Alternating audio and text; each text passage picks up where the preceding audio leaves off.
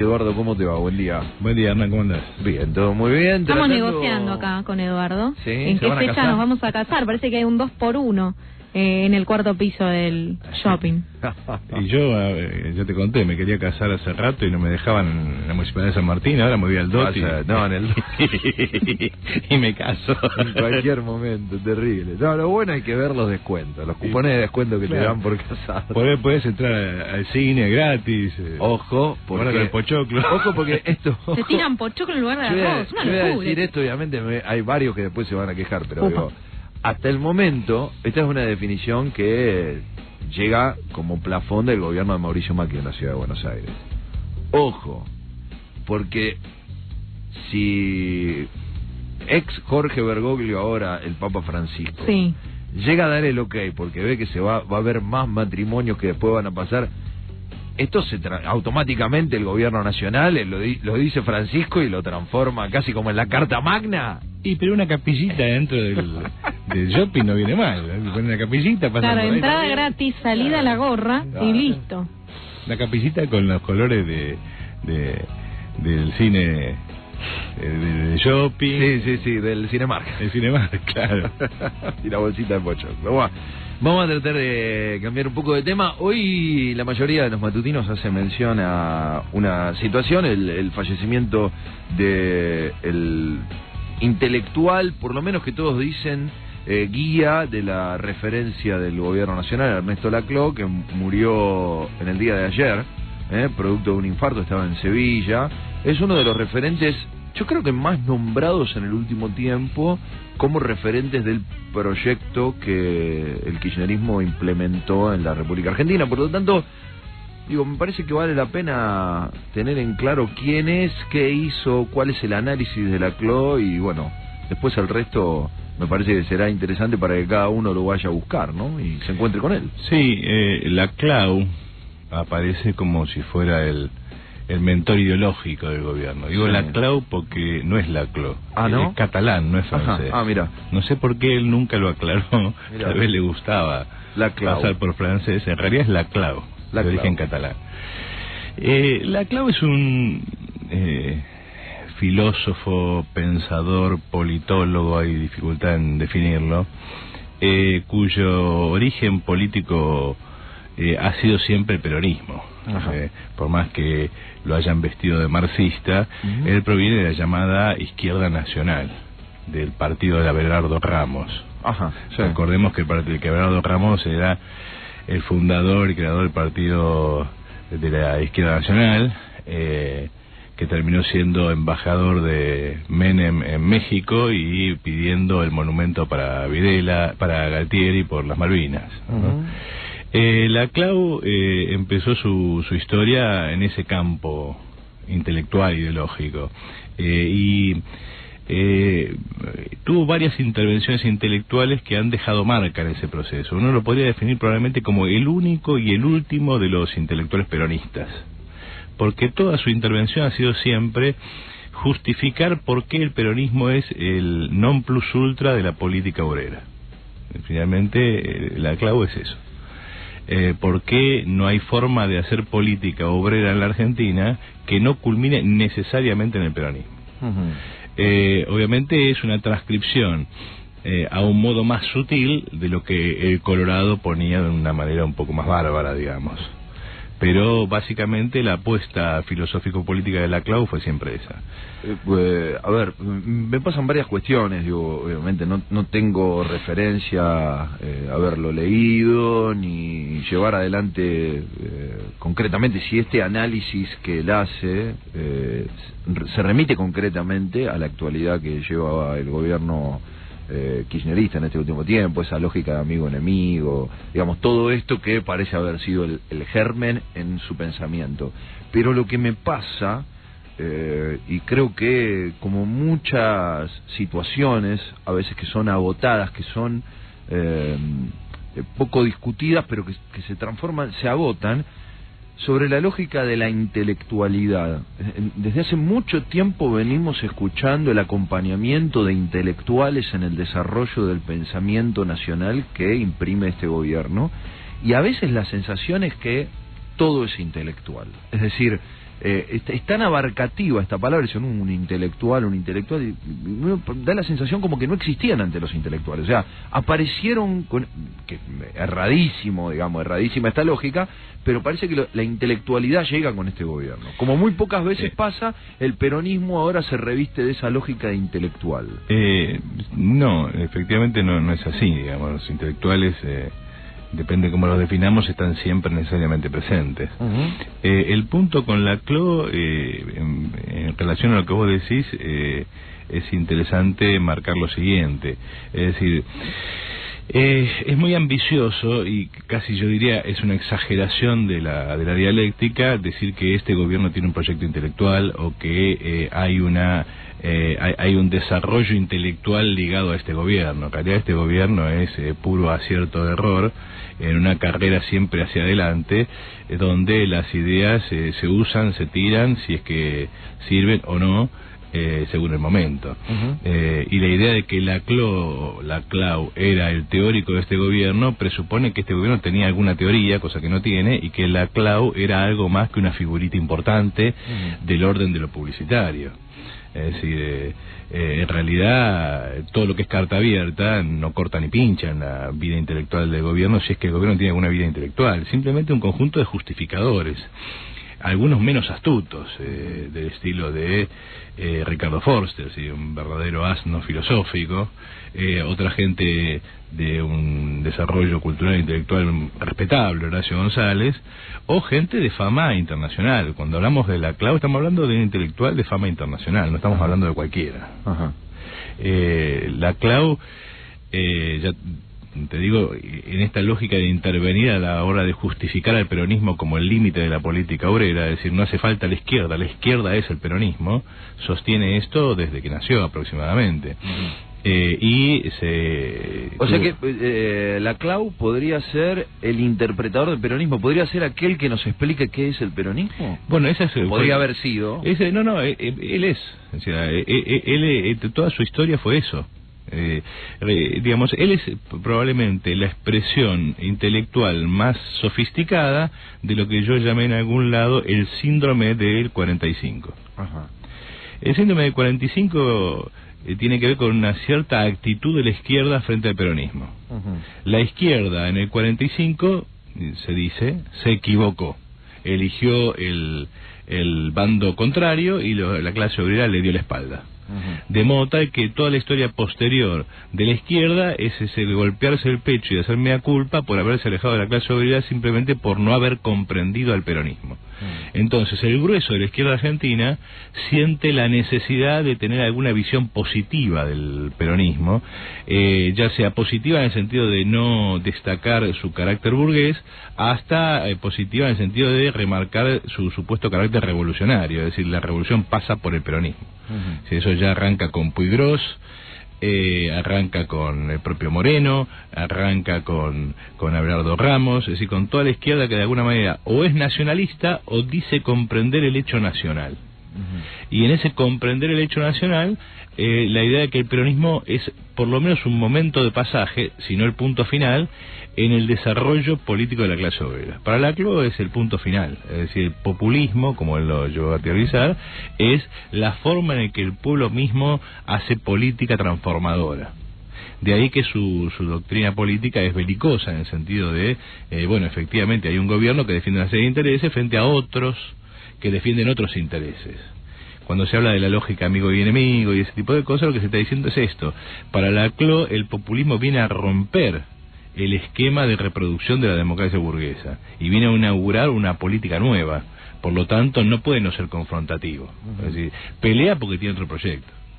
La CLO se hizo famoso ya en los años 70 con una serie de intervenciones en la Argentina en un famoso debate que se llamó Modos de Producción en América Latina. O sea, un debate sobre qué era la sociedad latinoamericana y por lo tanto qué tipo de revolución había que hacer, ¿no?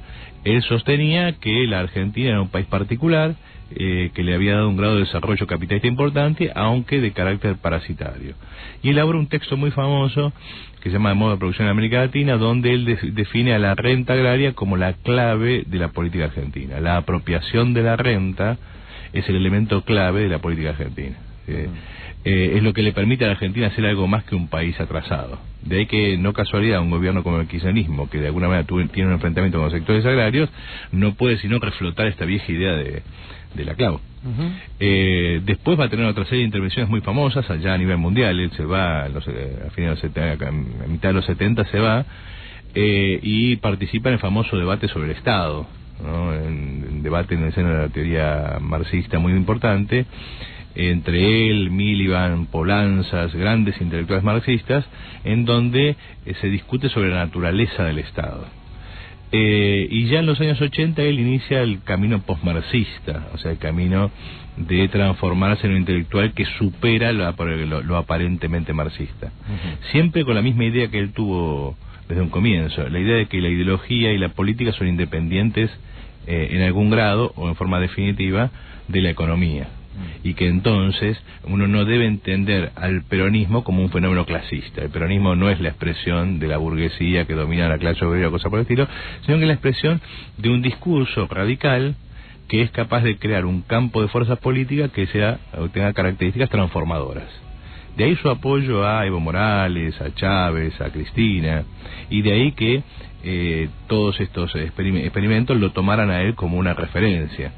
Básicamente lo que viene a decir, no son experiencias burguesas, esto no es bonapartismo, no es un tipo de gobierno que surge en una etapa de empate para sostener el régimen capitalista, sino que es la expresión de cómo el pueblo se hace fuerte a través de estos movimientos que han sido despreciados por la intelectualidad que no entiende el fenómeno nacional y el fenómeno popular, ¿no? Básicamente ese es el mensaje de la CLAU. Y sería una pregunta que me parece que nos llevaría a distintos... ¿Y qué habría que hacer con el sector del pueblo que no entiende esta lógica?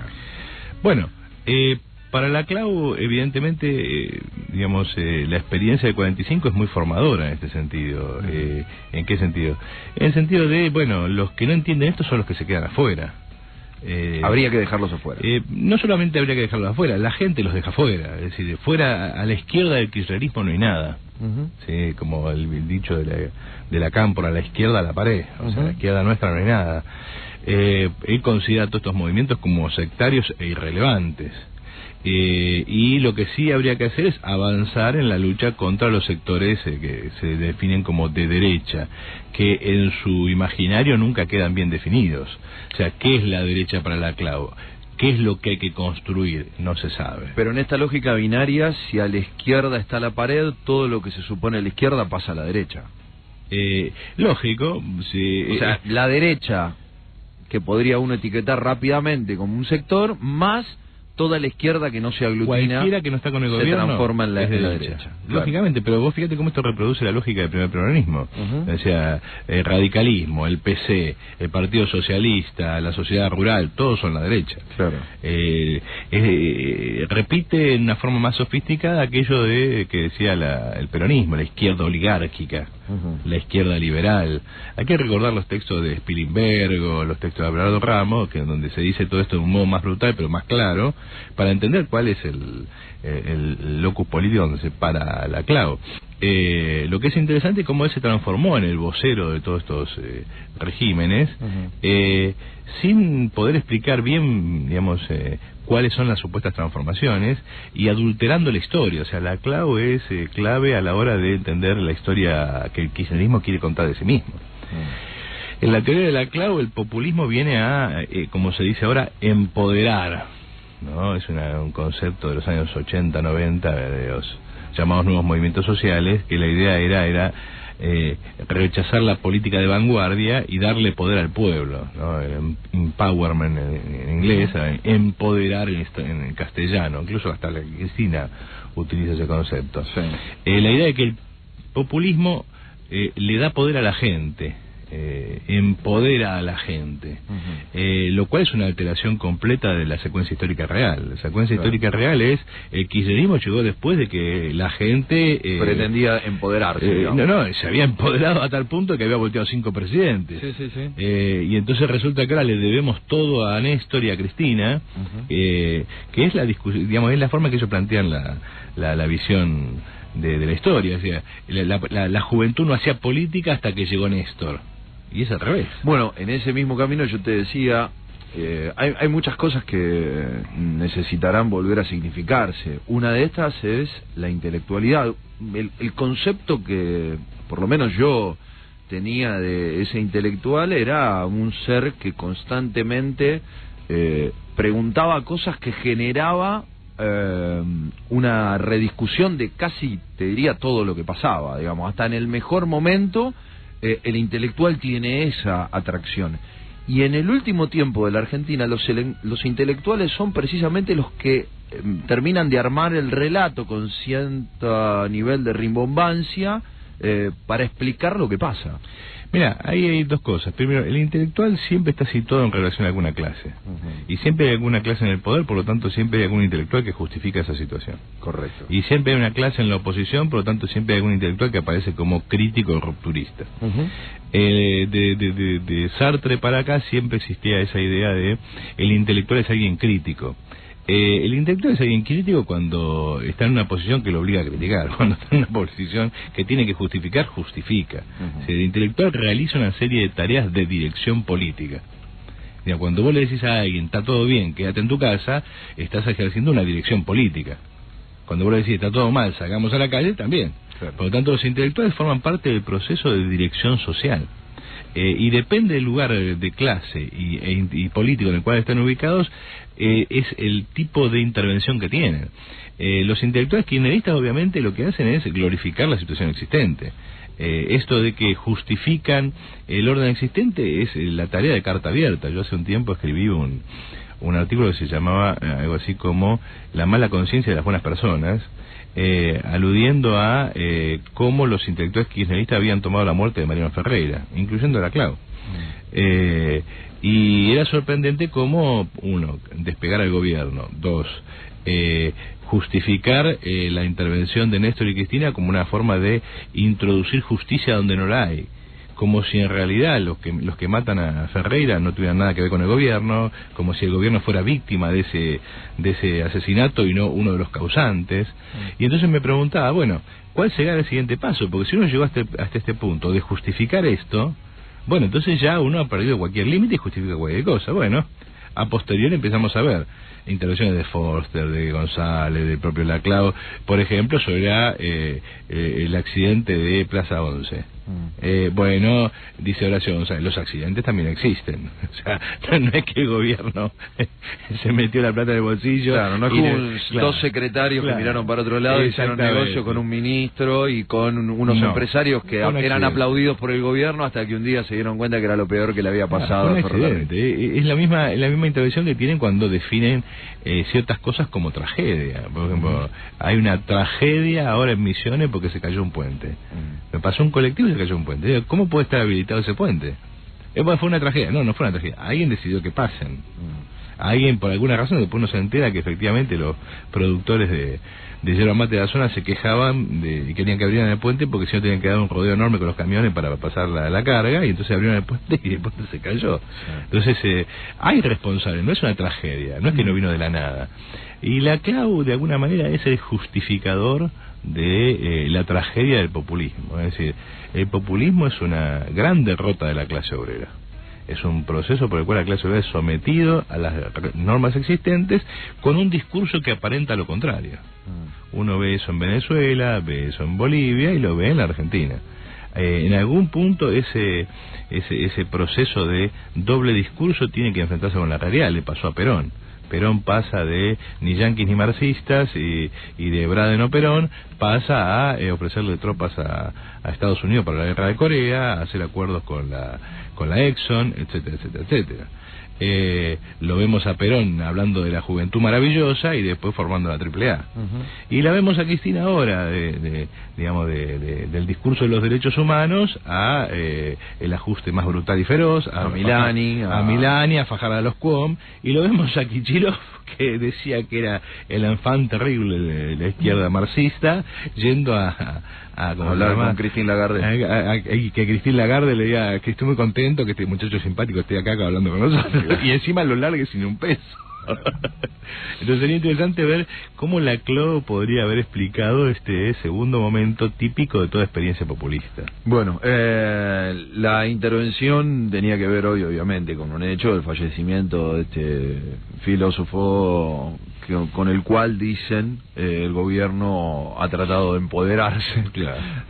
Y de plantear un proceso que obviamente lleva a nuestro país 10 años, más de 10 años, y que va a dejar obviamente algún análisis. Es muy difícil desde el punto de vista de la historia poder hacer un análisis a los contemporáneos, ¿no? En todo caso, seguramente va a haber tiempo para analizar cuánto de aquello que se supone es la línea de conducción filosófica que tiene este gobierno tiene que ver con Laclau y cuánto no, para ver dónde vamos a quedar, ¿no? Hay algunos números que no va a faltar oportunidad, nosotros lo vamos a discutir aquí y seguramente desde el punto de vista económico nos va a ayudar José Castillo para entender qué pasó durante todo este tiempo y por qué empiezan a parecerse demasiado estos números de la salida, quién sabe, ¿no? Falta tiempo, de la salida del gobierno kirchnerista a su entrada. Digo, ¿qué va a pasar con esa evaluación en un proceso de que debería haber generado un crecimiento como nunca se había dado, ¿no? De nuestro país, con continuidad y todo, así que nos sirve entender esto desde el ámbito filosófico para después llevarlo a la realidad. Ahí es donde viene la ruptura, ¿no? Exactamente. Eduardo, nos vemos la semana próxima. Dale. Y volvemos a meternos en la educación que tengo unos datitos de Plan Fines 2 que van a espeluznar a más de uno. Muy interesante, muy interesante.